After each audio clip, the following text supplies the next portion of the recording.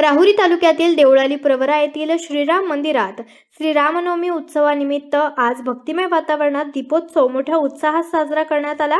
मंदिर परिसर आकर्षक विद्युत रोषणाईने उजळून निघाला असून हजारो दिव्यांच्या प्रकाशाने परिसर दैदिप्यमान झाला। यावेळी सकाळपासूनच भाविकांची मोठी गर्दी राम मंदिरात पाहावयास मिळाली।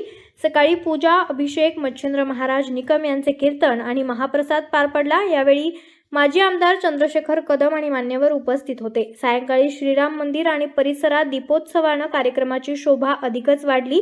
यावेळी देवळाली प्रवरातील पुरुष आणि महिला भजनी मंडळानं भजन सेवा अर्पण केली।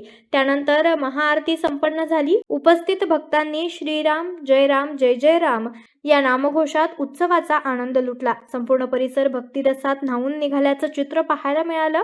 यावेळी नगराध्यक्ष सत्यजित कदम, प्रीती कदम, नगरसेविका सुवर्णा कोठुळे तसेच श्रीराम जन्मोत्सव समिती आणि श्रीराम प्रतिष्ठानचे सदस्य तसेच श्रीराम भक्तगण, महिला भगिनी मोठ्या संख्येने उपस्थित होत्या।